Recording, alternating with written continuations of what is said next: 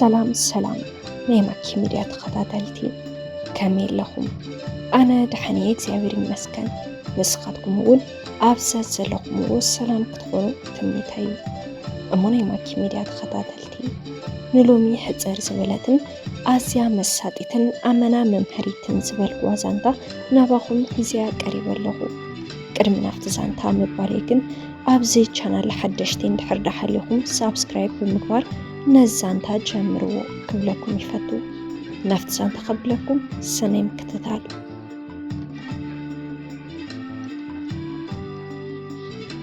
ኣቦይ ኣፍቲ ውዕውዕ ንዕዳጋ ማእኸል መርካቶ ኣብኡ ነጋዳይ ዝነበረ ነጊዱ ብዘምፆ ሃፍቲ ኣብ ኣዲስ ኣበባ ገዛ ሰሪሑ ንሰደይ ናብራ መስሪቶም እንትነጡ ኣመዋእሎም ግን ንዓይ ጥራሕ ወለዱ ኣቦይ ብሂወት ዝፀንሐሉ ዕድመ ግና ሃንደበት ተቆለፈ ብሃንደበታዊ ሕማም ሂወቱ ሓለፈ እቲ ኣቦይ ሰርሖ ዝነበረ ንግዲ ንሰደይ ብምዃን ክንሰርሕ ጀመርና ግና ድማ ከምቲ ናይ ኣቦይ ተርፋ ይነበሮም ድሕሪ ግዜ ድማ ናብ ደገ ናይ ምኻድ ሓሳብ ኣምፃኹ ኣደይ ብዙሕ መኺራትኒ ሰሪሐ ዓደይ ክልወጥ መኺራትኒ ኣነ ግና ሓደ ሻብ ስለ ዘንቀድኩ ክኸይድ እየ ለሓወኽዋ ዝነበረ ገንዘብ ኣኸኺባ ክሰግር ገበረት ንወለደይ ናይ መወዳእታ ናይ ፈለማን ውላዶም ምስቲ ምዃነይ ኣደይ ንበይና ገዲፈ ያውፃኹ ኣደይ እውን እናነበዐት ብሰላም ክምለስ እናመረቐት ሰነይትኒ ንዓመታት ኣብ ዓዲ ስደት ክነብር ድሕሪ ምፅናሕየ ናፍታ ዝናፍቃ ሕቑፎ ወላዲተይ ንምምላስ ዝበቃዕኹ ናብ ዓዲ ስደት እንትወፅእ ገና ወዲ 20 ዓመት እየ ዝነበርኩ መጀመርታ 5 ዓመት ዝኣክል ሰሪሐ ክምለስ ዝብል ሓሳቢ ዝነበረኒ ኣብኡ ምስ ከድኩ ግና ብፅባሕ ሎሚ ዓደይ ክምለስ እንዳበልኩ ከባቢ 10 ዓመት ፀናሕኩ ካብዚ ንዳሓር ናይ ምምላስ ሕልሜ ጠቕሊሉ ጠፍዐ ወላዲተይ ግና ስልኪ ብዝተደዋወልና ቁፅሪ ስደት ዓዲ ጓናይ ኣኽለካ ንእሽተን ሒዝካ ናብ ዓድኻ መሊስካ ምፃእ ተመርዒኻ ድማ ኣብ ዝነበር ትብለኒ ነበረት እንተ ኣነ ግና ካብ ግዜ ናብ ግዜ እናተሰነነ ንኸደ ክምለስ ዝብል ሓሳበይ ነበረኒ ድሓር ግና ንኩሉ ሓሳበይ ዝቕይር ሓድሽ ተጓንፎ ናብ ሂወተይ መፀ ንሱ እውን ዓደይ ናይ ምምላስ ሓሳብ እዩ ኣብ ሃገር ኣውሮፓ እንትሰርሕ ዝተላለኽዋ ሓንቲ ጓል ዓደይ ሓሳበይ ክቕይር ገበረትኒ ንኽምርዓዋ ተሰማማዕና እታ ዘፍቀርክዋ ጓል ሂሊና እያ ትበሃል ሂሊና ካብ ኣዝዩ ዝስሕብ ውቁብ መልክዕን ቁመናኣን ንላዕሊ ነገራት ቀልጢፉ ዝረድኣን ንቕሕትን እያ ዓዲ ስደት ብዙሕ ዓመታት እያ ፀኒሓ ዘርልያ ሃፍቲ እውን ኣኪባ እያ ቅርሺ ንምርካብ ሂወታ ሰዊኣ ትሽቅል ነበረት ንዓይ ምስ ረኸበት ግና መርዓ ሓዳር ዝብል ዕላል ጀመረት ምሳይ ክትመርዖ ከም እትደልን ሓዳር ጌርና ክንነብርን ትዛረበኒ ናብ ኢትዮጵያ ተመሊስና ሓዳር ክንገብር ከም እትደሊ ትነግረኒ ኣነ ግና ደቀይ ኣብቲ ዝነበረሉ ሃገር ኣውሮፓ ብፅቡቕ ኣቕርቦት ወሊደ ክዕቢ እየ ዝደሊ ንህሊና ኣዝየ ስለ ዘፍቅራ ዝነበርኩ ግና እቲ ንሳት ትደልዮ ክገብር ግድን ነይሩ ካብ ዓዲ ስደት ናብ ትውልዲ ዓደይ ክመፅእ ተገደድኩ ህሊና ዓዲ ስደት ገንዘብ ንምርካብን ሂወታ ንምቕያርን ደኣንበር ወሊዳ ክትነብረሉ እትምንዮ ግን ኣብ ትውልዲ ዓዳ እዩ እዚ ድማ ንወላዲተይ ፅቡቕ ኣጋጣሚ ዝነበራ ኣዲስ ኣበባ ቀዲማትና ኣትወት ቀልጢፈ ዓዲ ክኣቱ ትነግረኒ ህሊና ንሳ እውን ከምቲ ኸማይ ካብ ብቆልዓኣ ጀሚራ ዝኣትወቶ ዓዲ ስደት ንውላድን ሓዳርን ዝነበራ ድሌት ልዑል እዩ እንድሕር ከምቲ ዝበለትኒ ናብ ዓደይ ዘይከይድ ድማ ክትገድፈኒ ከም እትኽእል ተዓዘብኩ ህሊና ኣብ ዓዲ ስደት ዝተላለኽዋ በዓልቲ ውዕለታ እያ እዚ ሓሊታን ቅንዕናኣን ዝወለዶ ድማ ኢና ክንምርቆ ዝወሰና ኣፍቃሪተይ ተኸቲለ ድማ ናብ ኣዲስ ኣበባ መፃኹ ንወላዲተይ ሓጎስ ወሰን ነበሮን ብዕልልታት ቀቢላትኒ ምስ ኩሉ ቤተሰብ ተራኸብኩ ንብዙሕ ዓመት እንትርፊ ብስልኪ ብኣካል ተራኺብና ዘይንፈልጥ ቤተሰበይ ምርካበ ኣዝየ ተሓጎስኩ ይኹን እምበር ብኸመይ ንምንታይን ከም ዝመፃኹ ስድራ ይፈለጡን ብዛዕባ ናይታ ካብ ደገ ንዓኣ ክብል ዝመፃኹ ፍቃሪተይ ኣይነገርክዎምን ዓደይ ንሓዳር እትኸውን ሓንቲ ፅብቕቲ ጓል ከም ዝረኸበትለይ ትዛረበኒ እታ ኣደይ ንሓዳር ዝመረፀትለይ ጓል ሽማ ሜላት እያ ትበሃል መልክዓ ይኹን ፀባያ ኣይፀላእኽዎን ግና ድማ ኣብ ንዓመታት ብፍቕሪ ምሳይ ፀንሐት ህሊና ብጣዕሚ ዘፍቅራ ነብራ ዓዲ ስደት ገዲፈ ክመጽእ ዝገበረትኒ ህሊና ረሲዐ ንኻሊእ ክምርዖ ሓሳበይ ነበረኒ ሚላት ብተስፋ ትጽበየኒ ከም ዝነበረ ተዓዘብኩ። ምክንያቱ ኣደይ ኣብ ደገ ዝነብር ውላደይ ምስ መጸ ከምርዖ ክየ ትብላ ነበረት። ምስ ህሊና ተቋጽርና ሻሂ ቡን ድሕር ምብሓሓላ ምስ ቤተሰበይ ከላለያ ከም ዝደለኹን ኣብ ቀረባ መዓልቲ መደብ ክንሕዝ የረዳኣ። ህሊና ግና ፈቃደኛ ኣይኮነትን። ዝተወሰነ ግዜ ክንጸንሕ ኣለና ባዕለይ ክዛረበካየ ዝብል ሓሳብ ኣምጸት። እዚ ንዓይ ክትርሕቀኒ ዝደለየትን ኣብ ዓዲ ምስ ኣተወት ሓሳባ ዝቐየረት ኮይኑ ተሰምዐኒ። ከም መጠን ወዲ ተባዕታይ ድማ ትሽንድሐኒ እያ ዘላ ኢለ ስግኣት ገበርኩ። ስግኣተይ ካብ ዕለት ናብ ዕለት እንዳወሰኸ መጸ። ከይስእና ስለ ዝሰግኣኹ ሓደ መዓልቲ ግና ግድን ምስ ቤተሰበይ ክትላለእ ሒዘያ ኸድኩ። ቤተሰበይ ዘዳለውዎ ናይ ምሳሕ እንግዶት ምስ ኣዘይ ዝፈትዋ ህሊና ብምዃን ኣሕለፍክዎ። ይኹን እምበር ሚላት ኩነታታ ተቐያየረ።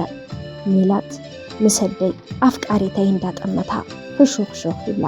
ህሊና እውን ዘድሕበትለን እያ ትመስል። ግና ብዛዕባ ሜላት ኣፍልጦ ስለ ዘይነበራ ግን ምንም ኣይመሰላን። ድሕሪ ዝዓለት ኣደይ ምስ ሜላት ኮይነን ብዛዕባ እዛ ኣፍቃሪተይ ህሊና ድሕረ ባይተኣ እግራ እንዳተኸተላ ከጽንዓ ጀመራ። ሜላት ንዓይ ካብ ኣፍቃሪተይ ነፂላ ናይ ውልቃ ክትገብረኒ እያ ትደሊ። ንደይ እውን ከም ውላዳ ኮይና ክትንከባኸባ ይዕዘባ። ኣደይ እውን ኣዝያ ትፈትዋ ከም ጓላ እያ ትሪኣ። ሄኖክ ወደይ ምሳኽየ ዘመርኦ እዛ ካበይ ከም ዝመጸት ዘይፈልጥ ህሊና ትበሃል ጓል ኣነ ፈተኽዋን እንዳበለት ትዛረባ። ሜላት ጎረቤትና እያ ንወለዳ ሓንቲ እያ። ወለዳ ንዓዓ ምስ ወለዱ ግና ካሊእ ክወልዱ ኣይከኣሉን። ሓደ እዋን ግና ክልቲኦም ብሓደጋ መኪና ስለዝሰኣነቶም እታ በቐረባ ትርከብ ኣደያ ከም መጠን ጎረቤት ኮይና ትሕብሕባ ዝነበረት። ሜላት ወለዳ ዝገደፉላ ገዛ ብሕታዊት ወራሲት እያ። ኣብ ባንኪ እውን እኹል ገንዘብ ስለ ዝነበሮም ብኢኮኖሚ ኣይትጭነቕን። ናይ ሜላት ጭንቀት ንዓይ ምርካብ ጥራሕ እዩ ዝነበረ። ብፍላይ ኣፍቃሪተይ ናብ ገዛ ምፅእ ምስ ስድራይ ምሰላለኽዋ ኣብ ጽቡቕ ኩነታት የላን። ህዝውን ፍቕሪ ናይ ቅንኢ መንፈስ ከም ዝወረራ ኣብ ገጻ ይነብር። ነደይ እውን ከመዲ ኣያ ትሪኣ ዝነበረት። ምሰደይ ምፍታውን ኣዝዩ ደስ ኢልኒ። ምክንያቱ ኣደይ ክትሕጉስን ከላ ምርኣይ ይሕጉሰኒ ስለ ዝነበረ። ይኹን እምበር ምስ ሜላት ዝነበረኒ ርክብ ካብ ፍትወት ሓሊፉ ናብ ፍቕራዊ ስምዒት ክሰግር ኣይከኣለን። ምስ ህሊና ኩሉ ግዜ ክንራኸብ ከለና ዝኾነ ዝተሓበአ ዛንታ ነበራ፣ ግና ድማ ኣይትዛረበኒ። ብጥርጣረ ዝሓስቦም ነገራት ተበራኸቱ። ሓንደበት ዝኾነ ወዲ ናብ ሂወታ ኣትዩ ኸይኸውን ይሓታ። እዚ ንምርግጋጽ ምስ ስድራኣ ክተላለየኒ ሓታ። ህሊና ግና ቅድሚ ሕዚ ርእላ ዘይፈልጥ ስምዒት ኣብ ገጻ ረኣኹ። ንብዓት ቀዲምዋ ሓዘ ምንም ክርድአኒ ከኣለን። ካብቲ ዘረባ ወፂእ ክትርስዖ ገበርኩ። ንኻሊእ ግዜ ግና ዝተሓበአ ሂወት ከም ዝነበራ ተዕልለኒ። ሓንቲ ወለዳ ዘይትፈልጥ ኣብ ሓደ ናይ ህፃውንቲ መዕበይ ትካል ከም ዝዓበየት ተነግረኒ። ኣነ እውን ወለዲ ስኢና ምዕባያ ዝተሓበአ ምሽጥር ዋላ እኳ እንተነበረ ኣመና ሓዘነትኒ። ኣነ ከም ሓዋ ቤተሰበይ ድማ ከም ቤተሰባ ክንኾነላ ከም እንኽእል ኣጸናናዕኽዋ። እንተ ህሊና ግና ንሱ ጥራሕ ኣይኮነን። ዛንታኣ ብወለዳ ምስኣን ዝውዳእ ኣይነበረን። ካብቲ ዛዕብያ ዝነበረ ትካል ምስ መሳቱኣ ጓል 16 ዓመት ምስ ኮነት ወፅያ ከም ዝጠፍአትን ኣብቲ ከተማ ንዓመታት ኣመንዝራ ኮይና ትሰርሕ ድሕሪ ምጽናሕ ነብሳ ሸይጣ ብዝረኸበቶ ገንዘብ ኣጠራቂማ ናብ ደገ ከም ዝወፀት ተነግረኒ። ህሊና እዚ ህይወት ቅድሚ ሕዚ ስለ ዘይካፈለትኒ ኣብ ሓዳር ምስኣተና ኣዝዩ ፈታኒ ከይኸውን እያ ዝነገረትኒ። ኣመንዝራ ነይረዳኣት በለኒ እምበር ናይ ቅድሚ ሕዚ ዛንታኣ ስለ ዝኾነ ኣይተገደስኩሉን። ምክንያቱ ህይወት ማለት ሕዚ ከመይ ኣለኹ ደኣ እምበር ትማሊ እንታይ ነይረ ኣይኮነን። እዚ ዛንታ ንማንም ከይትዛረብን ብዛዕባ መጻኢና ክንሓስብን ይምዕዳ። ሜላት ግና ብዛዕባ ህሊና ነብሳ ሸይጣ ተሓድር ከም ዝነበረትን ሓንቲ ዓዲ ዝፈልጣ ኣመንዝራ መንባራን ወራታት ኣኸኺባ ንደይ ትነግራ። ህሊና ከም ወትሩ ገዛይ ሒዘያ ኸድኩ። ተግባር ደይ ግና ዘይተጸበኽዎ ነበረ። ንህሊና ካባይ ክትርሕቕን ምሳይ ርክብ ከይህልዋን ጸረፈታ። ንወደይ ብፍቕሪ ታሊልኪ ገንዘቡን ሓፍቱን ክትዘርፍዮ የኽቀሪብክዮ ኢላ ካብ ገዛ ሰጎጎታ ኣነ ኣመና ሓረኩ ብሸርሕ ሜላት ኣፍቃሪተይ ገዲፋት ንኸደት ተኸቲለ ያውፃኹ ክሰምዐኒ ግን ኣይከኣለትን ኣነ መንዝራየ በቃ ግደፈኒ ኢላት ንኸደት ምስኣ ክጓዓ ዘይደለየትን ኣደይ ከይተረድኣ ዝሰርሐቶ ጌጋ ልበይ ተጎደአት ዛንታ ህሊና ንዓይ የግድሰንን ኩሉ ታሪክ ቅድመይ ዝተገበረዩ እኳ ደኣስ እታ ዝፈልጣ ህሊና ኣመንዝራ ዝነበረት ዘይኮነትስ ብስርዓት ዝዓበየት ጓል ሂዋን ኮይና የዝረኸብክዋ ኣደይ ነታ ባዕላ ዘምፀትለይ ሜላት እንድሕር ዘይኮይኑ ምስ ህሊና ክምርዖይ ፈቐደትን ህሊና እውን ስልካ ዓፅያትን እያ ኣብዚ ጉዳይ ሜላት ሕጉስቲ ነበረት ምስ ህሊና እንድሕር ተፈላሊና ንዓኣ ሓዳር ክገብረላ እያ ትሓስብ ናፍቲ ዝነበርክዎ ዓዲ ስደት ተመሊሰ ክኸይድ ወሰንኩ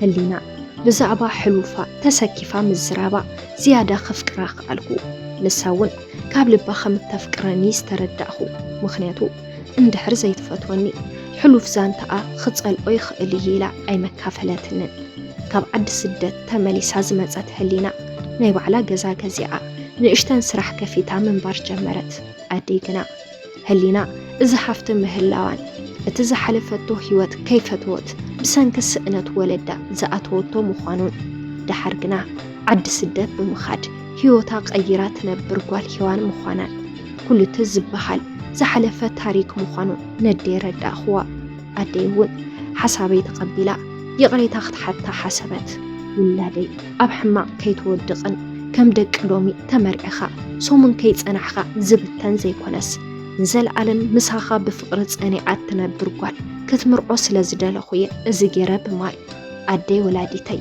ይቕሬታ ትሓተኒ ብሓቂ ውላድ ማለት ከቢድ እዩ ኣደይ እውን ብዓይ ክትሓስብን ክትጭነቕን ልክዕ እዩ ኣደይ ንህሊና ይቕሬታ ክትሓታ ከም እትደሊ ትነግረኒ ህሊና ግና ስልኪ ደዊለ ኣይተልዕሎን ሓደ ግዜ ክተልዕለኒ መልእኽቲ ይፅሕፈላ ስልከ የልዕለቶ ዘዛረበታ ግና ኣደያ ሓታ ዓባብያኣ ከይፈለጠት ከም ዝፃረፈታ ይቕሬታ ትሓታ ቀፂላ ድማ ናብ ገዛ ክትመፅን ንሓደ ጉዳይ ከም ዝደለየታን ትዛረባ ህሊና ክትመፅእ ከም ዘይትኽእልን ግና ድማ ቂም ከም ዘይሓዘትን ገሊፃ ስልኪ ዓፅወቶ ኣደይ ካባይ ንላዕሊ ተጨነቐት እዚ እንትኸውን ኮፍ ኢላ ትሰምዕ ዝነበረት ሜላት ብዘረባ ኣደይ ኣይተሓጎሰትን ኣብ ደገ ምስ ዝነበር ወደይ ከምርዖኪ ወዲኤ ትብለኒ ነርኪ ሕዚ ግን ወድኺ ንዓይ ገዲፍኪ ንሓንቲ ኣመንዝራ ክተመርዖዮ ምውሳንኪ ቃል ምጥላም ዶ ይኸውንን ብምባሉ ቀሰታ ይኹን እምበር ኣነ ሓዳር ዝገብር ምስ ዝመረፅክዋን ዘፍቀርክዋን ጓል ደኣ እምበር ምስ ኣደይ ዝመረፀትለይ ይኮነን ክብል መለስኩላ መሊሰ ደው ኢለ ምስ ኣደይ ንህሊና ረኸብክዋ ናብ ገዛ ክትመፅን ክዘራረባን ተሰማምዓ ወደይ ብጣዕሚ ዘፍቅረኪ ኣነ ምስ ዝመረፅኩሉ ጓል ዘይኮነስ ምሳኽዩ ክምርዖ ዝደሊ ኣነ እውን ሄኖክ ወደይ ምስ ዝመረፃ ጓል ክምርዖ ፈቒደሉ ብማል ካብ ተመሊሰ ናብ ዓዲ ስደት ምኻድ ኣትረፈትኒ ሜላት ካብታ ዕለት ጀሚራ ካብ ገዘና ርሓቐት ኣነ ግና ምስታ ኣዝየ ዝፈትዋን ናይ ስደት ኣፍቃሪተይን ይነብር ኣለኹ ተመስገን